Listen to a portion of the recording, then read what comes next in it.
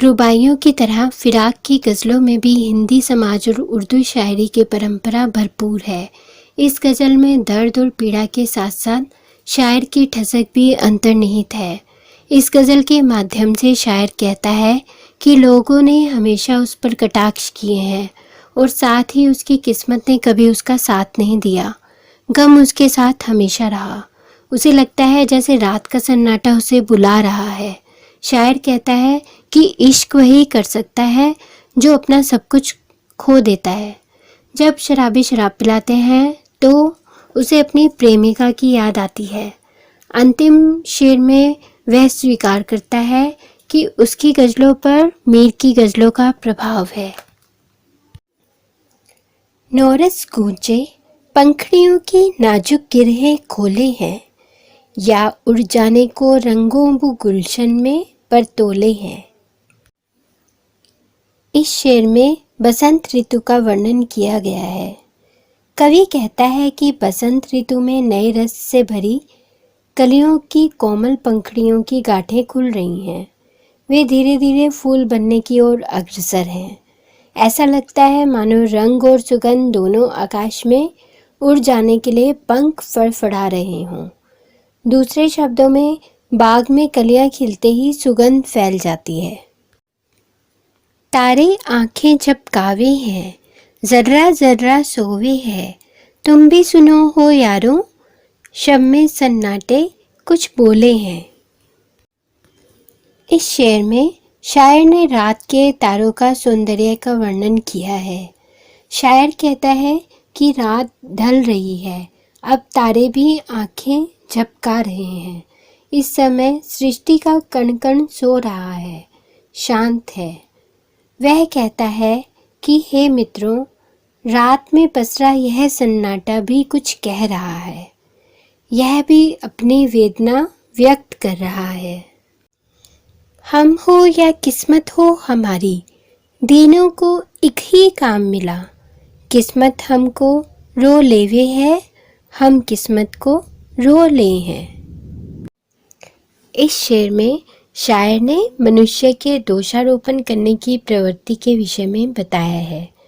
शायर कहता है कि संसार में मेरी किस्मत और मैं खुद दोनों ही एक जैसे हैं। हम दोनों एक ही काम करते हैं। अभाव के लिए मैं अपनी किस्मत को दोषी मानता हूँ तथा इसलिए किस्मत पर रोता हूँ। किस्मत मेरी दशा को देखकर रोती है। वह शायद मेरी हीन कर्म निष्ठा को देखकर झल्लाती है। जो मुझको बदनाम करे हैं, काश वे इतना सोच सकें, मेरा पर्दा खोले हैं या अपना पर्दा खोले हैं। इस शेर में शायर ने निंदकों पर प्रहार किया है। शायर कहता है कि संसार में कुछ लोग उसे बदनाम करना चाहते हैं। ऐसे निंदकों के लिए कवि का मानना है कि वे केवल यह बात समझ सकें कि वे मेरी जो बुराइयां संसार के सामने प्रस्तुत कर रहे हैं उसमें खुद उनकी कमियां उजागर हो रही हैं। वे मेरा पर्दा खोलने के बजाय अपना पर्दा खोल रहे हैं। ये कीमत भी अदा करे हैं हम बदरुस्ती होशो हवास, तेरा सौदा करने वाले दीवाना भी हो ली है। इस शेर में कवि ने प्रेम की कीमत अदा करने के बारे में बताया है। कवि कहता है कि हम पूरे विवेक के साथ तुम्हारे प्रेम के लिए पूरी कीमत अदा कर रहे हैं। हम तुम्हारे प्रेम का सौदा करने वाले हैं। इसके लिए हम दीवाना बनने को तैयार हैं। कवि कहता है कि जो प्रेमी है वह समाज की नज़रों में पागल होता है। तेरे गम का पासे अदब है, कुछ दुनिया का ख्याल भी है, सबसे छिपा के दर्द के मारे चुपके रो ले हैं। इस शेर में शायर ने प्रेम की पीड़ा को व्यक्त किया है।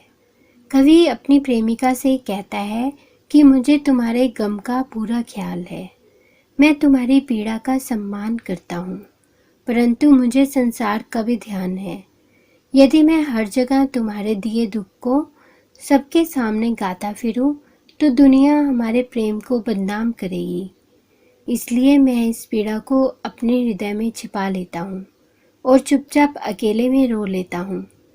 आशय यह है कि प्रेमी अपने दुख को संसार के सामने प्रकट नहीं करते। फितरत का कायम है तवाजुन आलमे हुस्न इश्क में भी। उसको उतना ही पाते हैं खुद को जितना खो लेते हैं। इस शेर में कवि ने प्रेम की प्राप्ति का उपाय बताया है। कवि कहता है कि प्रेम और सौंदर्य के संसार में संतुलन कायम है। इसमें हम उतना ही प्रेम पा सकते हैं जितना हम स्वयं को खोते हैं। दूसरे शब्दों में प्रेम में पहले स्वयं को मिटाना पड़ता है। जो व्यक्ति जितना अधिक समर्पण करता है वह उतना ही प्रेम पाता है। आबोताब अशआर ने पूछो तुम भी आंखें रखो हो, ये जगमग बैंतों की दमक है या हम मोती रोले हैं। इस शेर में कवि ने अपने काव्य सृजन का आधार अपनी व्यथा को बताया है। कवि कहता है कि तुम्हें मेरी शायरी में जो चमक दमक दिखाई देती है उस पर फिदा मत हो। तुम्हें अपनी आंखें खुली रखनी चाहिए, अर्थात ध्यान से देखना चाहिए। मेरे शेरों में जो चमक है वह मेरे आंसुओं की देन है। दूसरे शब्दों में कवि की पीड़ा से उसके काव्य में दर्द उभर कर आया है। ऐसे में तो याद आई है अंजुमने मय में रिंदों को, रात गए गर्दू पे फरिश्ते बाबे गुनहजक खोले हैं। इस शेर में कवि ने प्रियजन की यादों का बखान किया है। कवि कहता है कि हे प्रिय, तुम वियोग के समय में इस तरीके से याद आते हो जैसे शराब की महफिल में शराबियों को शराब की याद आती है, तथा जैसे आधी रात के समय देवदूत आकाश में संसार के पापों का अध्याय खोलते हैं।